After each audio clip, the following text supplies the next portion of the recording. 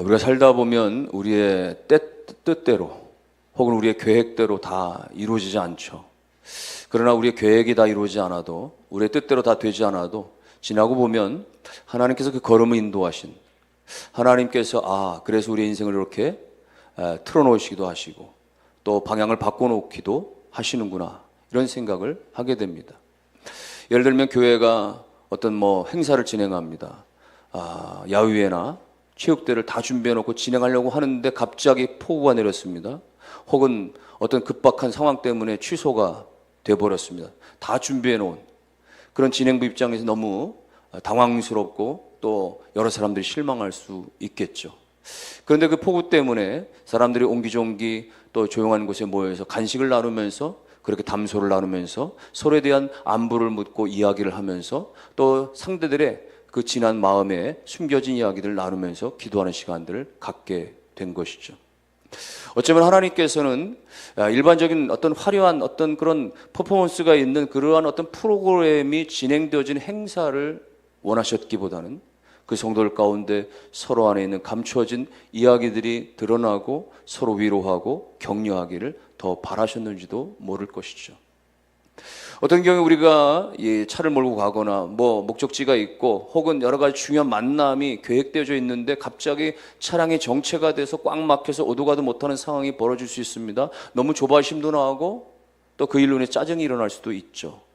그러나 그 멈춰진 차량 안에서 우리가 그동안에 바쁘다는 핑계대로 제대로 묵상하지 못했던 어떤 찬송의 한 곡절을 내가 부르면서 혹은 들으면서 내가 주님의 은혜를 내가 묵상한다든지, 아니면 조용히 눈을 감고 내가 그동안에 정말로 함께하지 못했던 어떤 누군가가 떠오르면서 그 사람의 형편을 생각하면서 그를 위해서 기도할 수 있는 시간이 되어졌다라고 한다면, 그 막혔던 시간들은 어쩌면 하나님께서 우리로 하여금 하나님을 찾게 하시는, 하나님을 발견하게 하시는 그런 시간이 되게 하셨을 수도 있는 것입니다.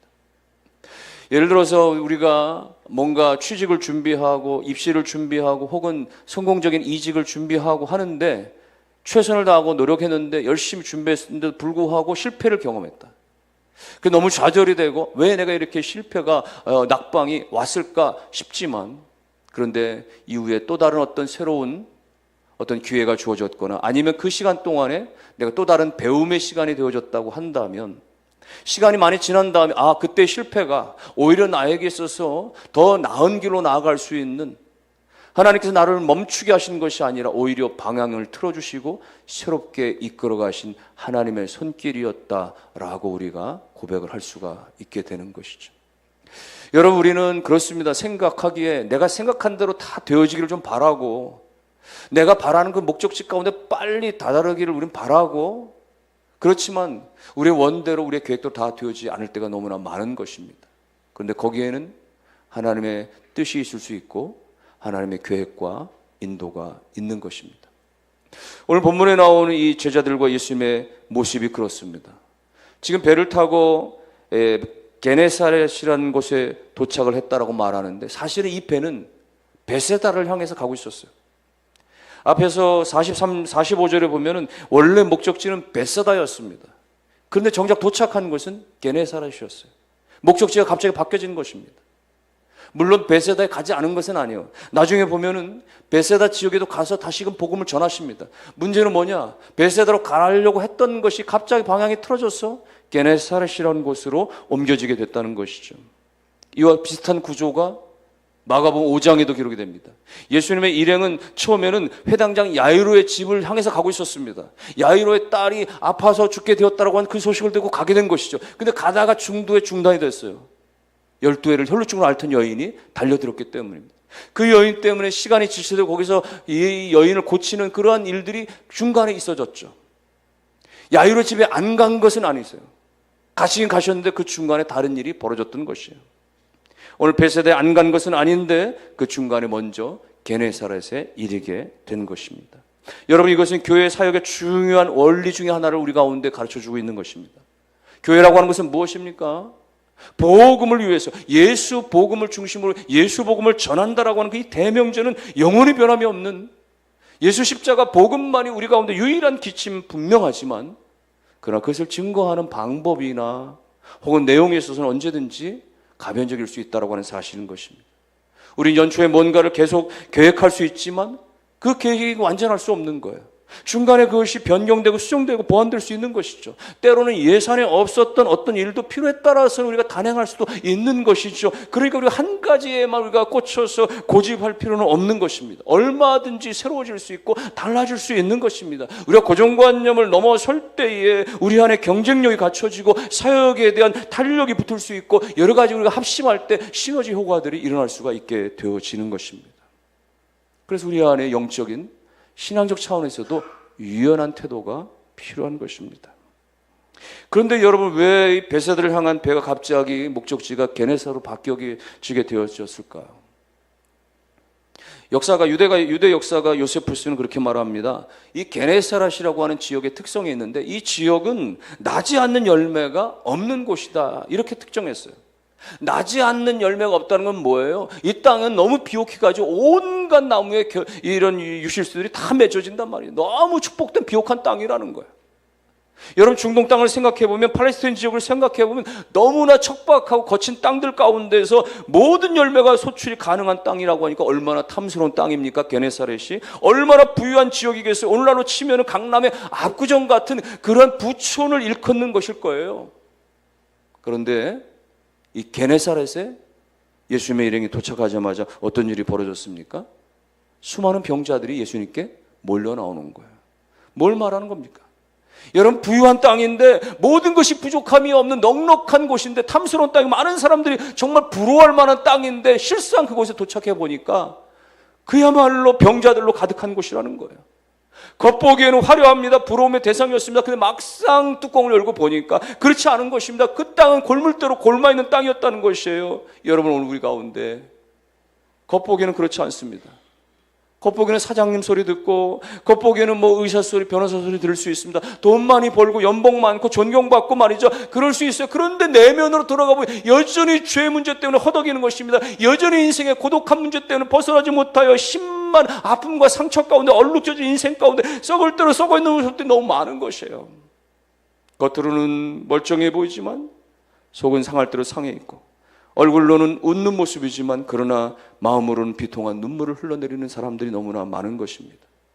그러니까 오늘 우리 가운데는 부유하거나 가난하거나 모두가 다 예수 그리스도를 필요로 한 존재인 것이에요. 세상의 어떤 최고의 권력자도, 최고의 갑부도, 최고의 어떤 기술자, 최고의 학식가도 예수 그리스도가 필요 없는 인생은 아무도 없는 것입니다. 왜요? 예수만이 오늘 우리 가운데 모든 허물과 죄를 다 사하실 수 있는 유일한 분이시기 때문인 것입니다. 그 예수 그리스도가 우리 안에 모든 연약함을 다 담당하시고, 우리의 연약함을 다 담당하시고, 우리의 질병마저 다 짊어주신 분이 되시기 때문에 우리는 어떠한 형편 중에도 지고와 남녀노소를 막론하고 우리 모두는 다 예수 그리스도 앞에 나와야 하는 것입니다. 여러분 모두 가운데, 여러분의 겉모습 가운데 여러분이 자랑 삼지 마시고 안심하지 마시고, 여러분 안에 내면의 그 솔직한 상한 마음들을 가지시고 상처난 그것들을 그대로 가지고 주님 앞에 나아가서 주님께 내어 보임으로 말미암아 치유와 회복이 일어날 수 있기를 주의 이름으로 축원합니다. 오늘 본문을 보면서 재미있는 한 부분은요, 54절에 보면은 배에서 내리니 사람들이 곧 예수신지를 알았다, 이렇게 표현합니다. 지금 게네사렛 사람들이 예수를 보자마자 대번에 예수구나 알아봤다는 것이죠. 여러분, 마가는 이렇게 기록을 하면서 지금 두 가지 상황들을 대조하고 있는 것입니다. 뭐요? 앞에서 불과 몇 시간 전에 어떤 일이 벌어졌습니까? 갈릴리 바다 가운데 풍랑이 일어날 때 그 밤중에 제자들은 예수님을 알아보지 못했어요. 예수님을 그냥 유령인가 싶었던 거예요. 처음에 예수를 알아보지 못했던 것입니다. 그런데 오늘 이 이방 땅의 사람들은, 게네사렛 지역의 사람들은 예수를 만나자마자 대번에 알아봤다는 거예요. 제자들은 늘 예수님과 가까이 있었습니다. 그런데도 불구하고 예수를 알아보지 못했는데, 예수를 제대로 바라보지 못했던, 한 번도 제대로 거의 만날 수 없었던 이 게네사렛 지역의 사람들은 예수를 정확하게 알아봤다는 거죠. 이 차이점을 지금 설명하고 있는 거예요. 제자들은 예수님과 오랜 시간 같이 있었고 예수님이 일으켰던 많은 기적들을 직접 보았는데, 풍랑이라고 하는 그 고난 앞에서는 예수를 알아보지 못하고 오히려 유령으로 착각할 정도였는데 말이죠. 그건 뭘 말하는 것입니까? 예수와 늘 함께 있었다는 것 자체가 중요한 것이 아니라는 것이에요. 종교적인 그 익숙함이 오히려 영적인 통찰력을 흐리게 만들 수 있다고 하는 것입니다. 우리가 교회를 늘상 나오고 있다고 하는 것 때문에 나의 안에 있는 이 종교성이 오히려 예수를 온전히 바라보는 그 영성을 가로막을 수 있다고 하는 사실을 경고하는 것입니다. 반대로 게네사 사람들은 예수를 거의 본 적이 없지만 그저 소문으로만 들었지만 그런데도 불구하고 그들 안에 간절함이 있었기 때문에 예수를 만나고자 하는 간절함이 있었기 때문에 예수를 제대로 바라볼 수가 있었던 것입니다. 오늘 우리는 그냥 주일이 되니까 주일 아침에 그냥 우리가 그렇게 예배를 그렇게 매너리즘에 빠졌으면 그렇게 지난주처럼 그렇게 예배를 이번 주도 드리는 그렇게 이 예수 앞에 있는 그 제자들과 같은 그런 모습은 아닙니까? 아니면 오늘 이 게네사렛 사람들처럼 오늘 주님이 이 지역을 그냥 지나치면 안 된다라고는, 오늘 나를 그냥 지나가면 안 된다라고, 오늘이 마지막이라고는 그 간절한 마음을 가지고 주님을 그렇게 대번에 알아보고 주님을 찾는 게네사 사람의 모습을 여러분이 갖고 있습니까? 나는 어떤 모습인지, 종교적인 테두리 안에 그냥 갇혀져서 교회라고 익숙한 그런 모습들과 그런 시스템 안에 갇혀져서 나는 아무런 문제가 없다라고 그렇게 여기고 있는지, 아니면 나는 주님을 만나야 합니다, 주님을 경험해야 됩니다, 주님의 은혜를 누려야 됩니다라고 하는 그런 간절한 마음들이 오늘 우리 가운데 있는지를 한번 돌아볼 수 있기를 바랍니다.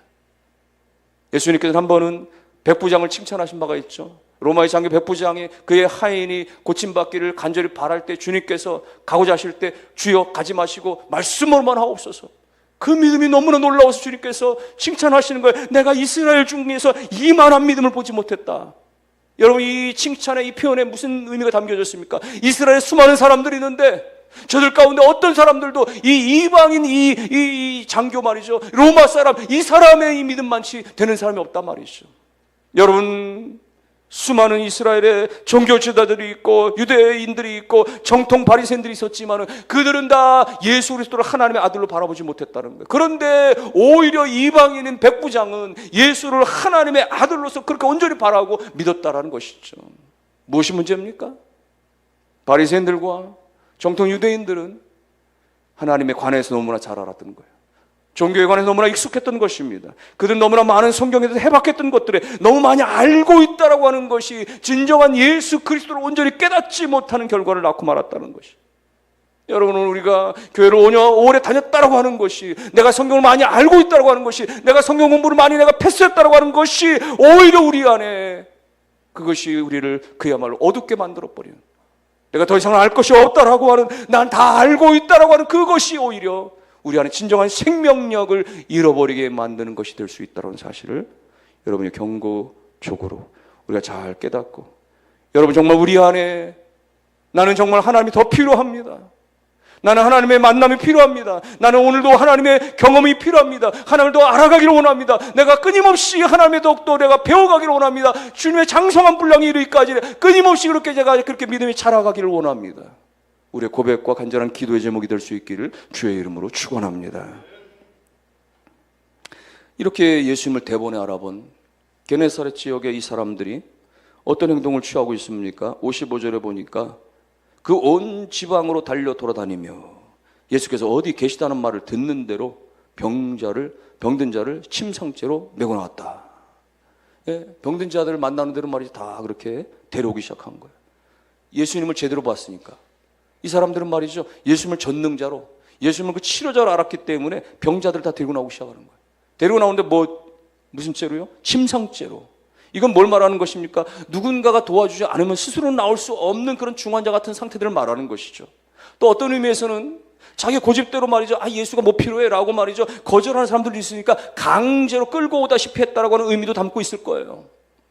그러니까 뭘 말하는 것입니까? 오늘 우리 주변에 이처럼 자기 힘으로는 도무지 예수 앞에 나올 수 없는 그런 사람들이 있는 것이죠. 누군가의 도움이 없이는, 누군가의 협력이 없이는, 누군가의 사랑과 관심과 애정이 없이는 도무지 자기 스스로 하나님 앞에 나오지 못하는 이들이 있는 거예요. 여전히 세상 가운데 달콤한 유혹에 빠져서 헤어나지 못하면서 주님 앞에 나오지 못하는 사람들이 있습니다. 여전히 이성주의와 불신앙으로 가득 차서 스스로는 예수 그리스도 앞에, 신앙 앞에 나오지 못하는 사람들이 있습니다. 그들을 우리가 강권해서 데려와야만 그들의 영혼이 살아나게 되어지는 거예요. 주님께서는 마가복음 2장에서 중풍병자를 데리고 온 그 친구들, 중풍병자가 스스로 나올 수가 없으니까 그 친구를 침상째로 들고 온 그 친구들의 믿음에 대해서 주님이 축복하시고 놀라운 기적의 역사를 일으켜 주신 것이죠. 오늘 우리 가운데 그와 같은 그런 헌신들이 필요한 것입니다. 우리 가족 중에도, 우리 친지들 가운데도 아직도 예수를 알지 못하는 사람들, 아직도 예수를 믿지 못하는 사람들, 믿기는 하지만은 그러나 온전한 믿음이 없어서 영적인 변화가 없는 사람들 가운데 그들의 영혼이 살아나기 위해서는 예수 그리스도 앞에, 십자가 앞에 강권에서라도 우리가 데리고 나올 수 있어야 하는 것이에요. 여보, 이제 웬만하면 좀 교회 좀 나갑시다. 싫어, 됐어.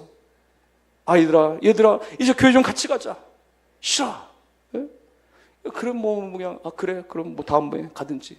때가 되면 나오겠지. 때가 되면 나오겠지. 때가 되면 언제 나와요? 여러분, 그때가 언제겠습니까? 우리가 장담할 수 있습니까? 그들이 스스로 걸어 나올 때가 주님의 때, 주님의 재림 때보다 훨씬 더 앞설 거라고 하는 그런 착각을 우리가 가질 수 있습니까? 개인 종말의 그 심판의 때보다 그들이 하나님 앞에 스스로 나올 때가 더 먼저일 거라고 그런 기대를 여전히 붙잡고 있을 수 있겠습니까? 여러분, 스스로 깨닫고 스스로 결단해서 나온다는 건 대단히 쉽지 않습니다. 차라리 침상째로 그렇게 메고 나오는 것이 훨씬 더 쉽고 훨씬 더 빠를 수 있습니다. 그들의 다리 몽둥이를 부러뜨려서 데리고 나오라는 게 아니에요. 머리 끄댕이를 잡아채서라도 데리고 나오라는 이야기가 아닙니다. 오늘 우리 안에 그 간절함이 있느냐 말이죠. 그 강권에서 그 열정을 다해서 정말 최선을 다해서 말이죠. 성령이 내게 주신 그 지혜를 가지고 그 한 영혼을 그리스도께로 인도하려고 말이죠. 교회로 인도하려고 하는 말이죠. 그런 아름다운 열심이 있어서 하나님께 주신 아름다운 결실들이 여러분 가운데 맺어지기를 주의 이름으로 축원합니다. 근데 오늘 본문을 쭉 보면 말이죠, 특징 하나가 있습니다. 대개는 예수님께서 어느 지역을 가시든지 어느 도시나 마을을 가시든지 가서 천국 복음을 전하셨고, 아니면 환자들을 향해서 손을 대셔서 축복하시고 고치셨다든지, 아니면 귀신 들린 자를 향해서 귀신아 떠나가라 말이죠, 명령을 하셨다든지, 이런 식의 기록들이 반복되는데 오늘 본문에는 그런 식의 기록이 전혀 기록이 없어요. 그리고는 그들의 상황들을 이야기합니다. 55절과 56절을 보니까 그 온 지방으로 달려 돌아다니며 예수께서 어디 계시다는 말을 듣는 대로 병든 자를 침상째로 메고 나오니, 56절, 아무데나 예수께서 들어가시는 지방마다 도시나 마을에서 병자를 시장에 두고 예수께 그의 옷가에라도 손을 대게 하시기를 간구하니. 그러니까 주님은 가만히 계신 거예요. 주님이 하신 게 없어요. 다만 사람들이 제각각 바빠요. 여기저기 뛰어다니면서 말이죠, 여기저기 돌아다니면서 말이죠, 병든 자 있는 대로 다 데리고 오는 거예요. 침상째로 그렇게 메고 나오는 거예요. 누구 한 사람 말이죠, 그들이 예수님이 오셨으니까 우리가 천국 말씀 들려주세요 이렇게 청하는 사람이 아무도 없어요. 누구 한 사람이라도 주님께서 우리 가운데 무슨 말씀하실까, 뭐라고 명령하실까 말이야, 귀를 기우는 사람이 아무도 없어요. 아무리 살펴봐도 그들 가운데 예의도 없는 것 같고 질서도 없는 것 같고 말이죠, 앞뒤도 없는 것 같아. 그냥 엉망진창인 것처럼 보여져요. 믿음으로 따져보면 정말 바닥친 초보 수준입니다. 그런데 56절 마지막에 뭐라고 기록됩니까? 다 성함을 얻으니라. 다 고쳐졌다는 거예요. 뭘 말하는 것입니까? 여러분, 우리가 믿음이 부족해도 하나님이 우리에게 은혜를 주신다는 것입니다. 오늘 우리가 마지못해 배우자 때문에, 부모 때문에 어쩔 수 없이 끌려나오는 신세가 된다 할지라도 주님께서 그 발걸음 가운데 놀라운 은혜를 부어주신다는 것입니다.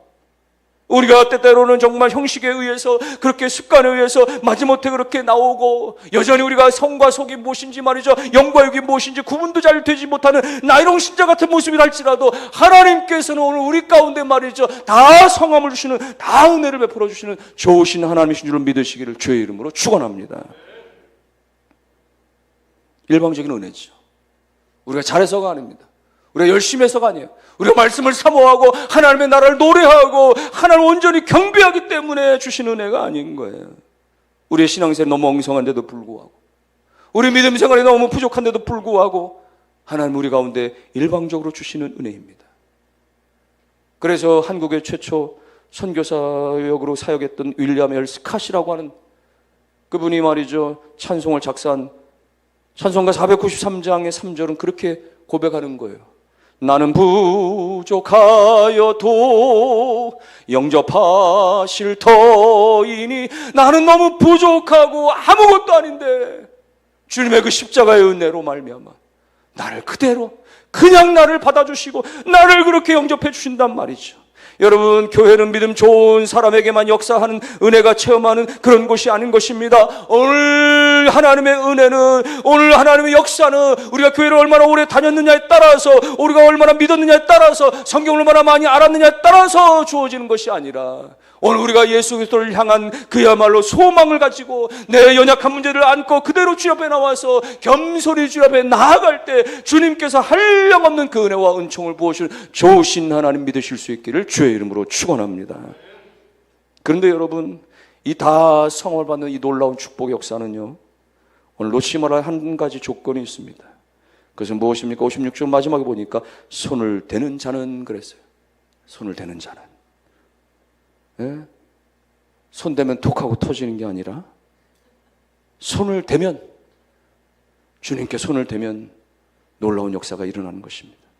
12회를 혈루증을 앓았던 여인이 다 허비하고 그야말로 온몸이 다 부서질 정도로 엉망진창이 되어진 그 몸뚱아리를 가지고 그대로 나온 그 여인이 주님의 옷자락을 붙잡았을 때에 그의 혈루 근원이 다 말라버린 놀라운 은혜가 일어났던 것처럼, 오늘 본문에 예수의 옷가에라도 손을 대려 한 자다. 옷가에 손을 대게 하기, 이런 말이죠. 여러분, 예수님의 옷가, 당시에 유대인들이 대충 입었던 겉옷들은 그런 것입니다. 보통 사각형으로 된 천을 두르는 것이 겉옷이죠. 그 사각천에 각 모서리 끝에는 옷술이 달려 있어요. 그러니까 이것을 둘렀을 때 발치까지 내려온 그 끄트머리에 옷술, 그 실 뭉치가 달려져 있는 거예요. 겨우 그것을 손대는 것이죠.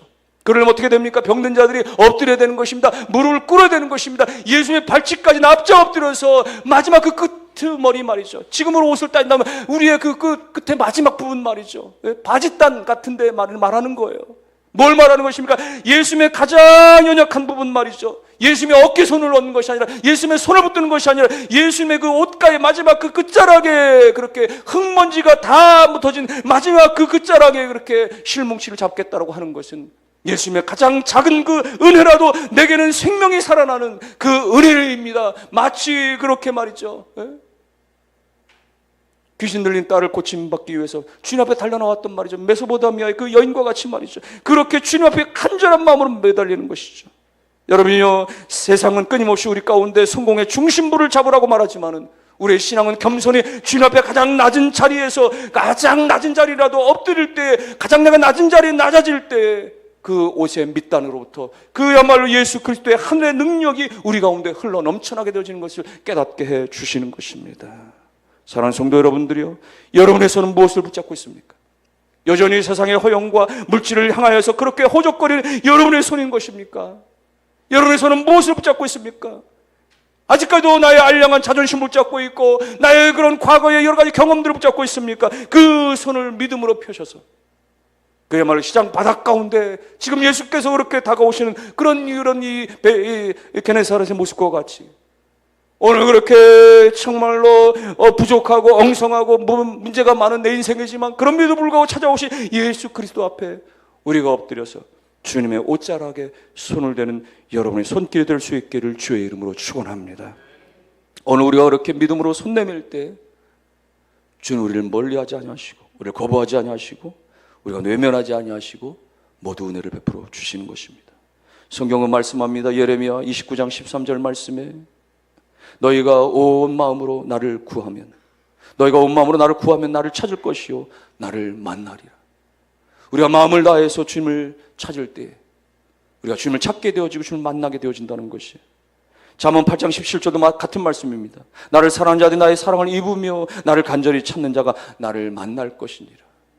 여러분요, 주일날 그냥 왔다 그냥 가는 시간 되지 마시길 바라고, 예배 시간에 왔다 그냥 가는 시간 되지 마시길 바라고, 내가 예수 그리스도를 만나겠다라고 하는, 예수 그리스도의 음성을 듣겠다라고 하는, 하나님을 경험하겠다라고 하는 간절한 마음으로 주님 앞에 나오시고, 여러분이 주님 앞에 그렇게 부족한 손, 초라한 손, 그야말로 여러분의 손길을 내밀어 주셔서 주님의 옷자락에 손을 댐으로 말미암아 하나님의 놀라운 치유가 여러분의 육신 가운데, 여러분의 마음 가운데, 여러분의 삶의 모든 상황 가운데 치유하고 회복시키는 놀라운 은총들이 다 경험되어질 수 있기를, 그러므로 하나님의 놀랍게 쓰임받는 인생들 우리 모두가 다 되실 수 있기를 주님의 이름으로 축원합니다.